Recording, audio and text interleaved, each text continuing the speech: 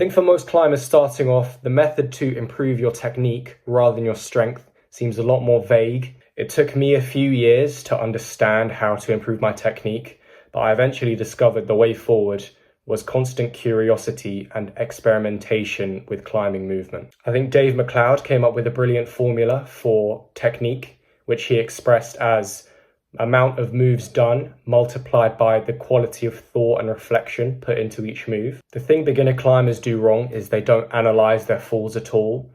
And if you ask them what went wrong after they fell, they couldn't tell you. I think the basis of improving your technique is iterating every time you fall off a climb and analyzing why you fell and then improving on your next attempt. Before I talk about that a bit more, I want to talk about a lot of misconceptions that I hear when talking about technique. One that I find really annoying is when people say slab climbing improves your technique.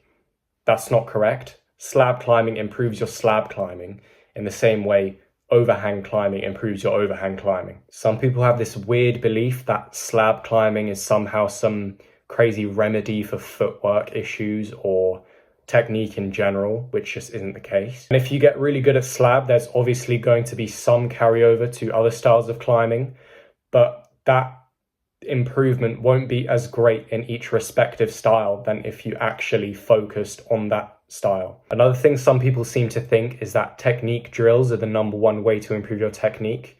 I also disagree with that. I think there probably still is a place for drills in climbing, and some of them may well be very useful, but I don't think they're as good as actually doing climbs which necessitate you use the skill that you're trying to train with the drill.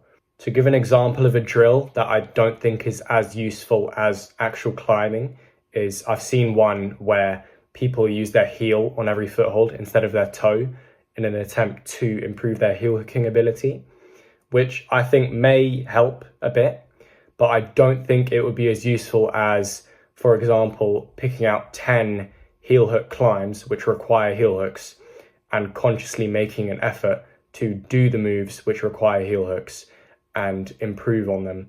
Think about why you can't do them, why they feel hard. By going and doing those climbs which require heel hooks, you'll actually have to consciously think about how to improve your heel hook technique. Now I want to talk about improving your technique at different intensities, by which I mean improving your technique at limit and at on-site level and everywhere in between. Doing on-sites and doing easy climbs are very useful for building your technique, as you're doing a large number of moves and you get instant feedback over what works and what doesn't. On the other hand, projecting is also super important for improving your technique because it hits on something doing on-siting and easy climbs doesn't, which is improving your technique efficiency over a long period of time. When you project something at your limit, you have to make every move as efficient as possible to send. And so whether or not you send or don't send gives you feedback about how efficient your technique is. To give an example about why projecting is so important, on one of my recent projects, which was a V8 outdoors in the Peak District, I had done the crux, but I hadn't done it as efficiently as I could have. And it was still too low percentage to try and send the whole climb when I had to add in the 2 beginning moves. I then took the time to refine the crux move a little bit more, and I found a final missing piece of beta, which made it feel far more consistent.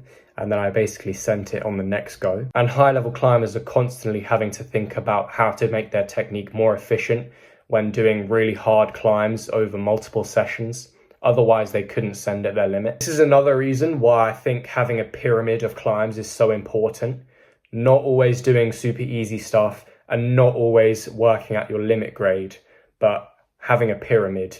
In summary, I truly think curiosity is the #1 determinant in how fast your climbing technique will improve. When a move feels good, be curious about why it felt good, in an effort to understand the technique behind it. Same thing for moves that shut you down and feel bad. Try to understand why they feel bad. Why can I stick this move when I flag with my left instead of my right foot? Why does this body position make that move feel so much harder than when I use this body position? On top of that, analyzing where your movement could be more efficient is equally as important. If you put this quality of thought behind your climbing over a large enough volume of moves, you'll inevitably see progress in your technique. If you found this video useful, I want to quickly say that I'm providing one-on-one coaching calls aimed at anyone climbing V0 to V6 for the price of £1, just so there's a small barrier to entry. I'd like to start coaching clients in real life soon and thought this would be good practice for me, and hopefully I can provide you some value too. If you're interested, click the top link in the description of this video.